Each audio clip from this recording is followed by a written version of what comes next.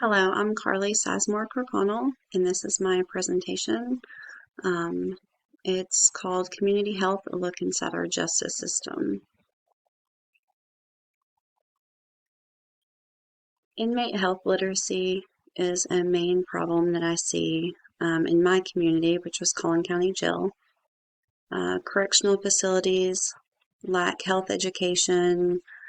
Many inmates, whenever they come into the jail, they have little to no knowledge of disease processes and signs and symptoms of major illness.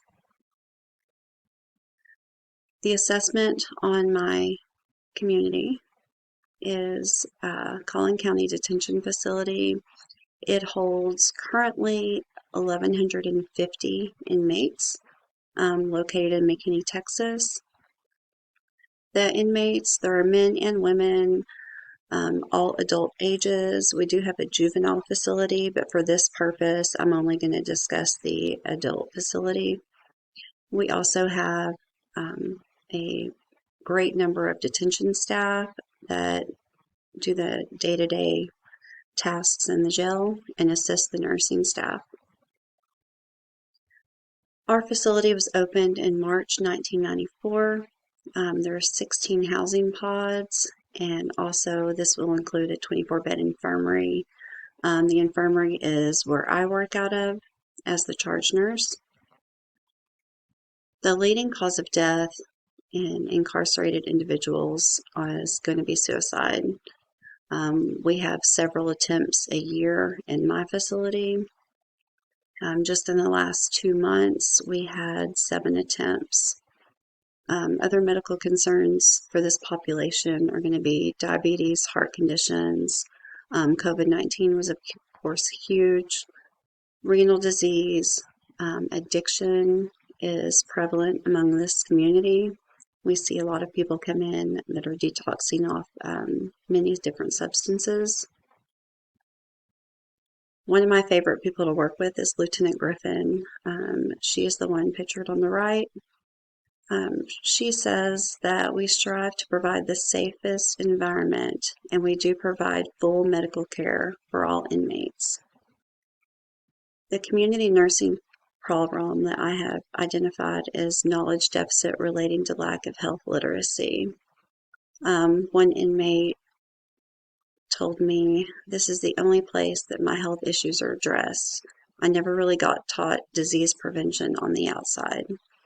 Many of our inmates that come to us have health problems that they never knew they had before, and that's something that we try to address with them once we get them in and do their medical intake screening. The community needs.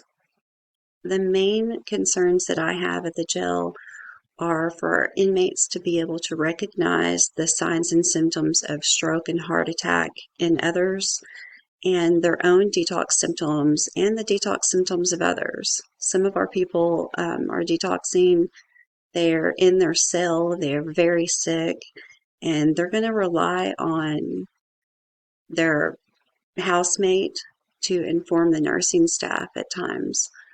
Another big concern is protection from communicable diseases. We need to be teaching these inmates how to stay safe, how to not spread infectious disease, of course, health promotion, preventative exams, and the importance of those.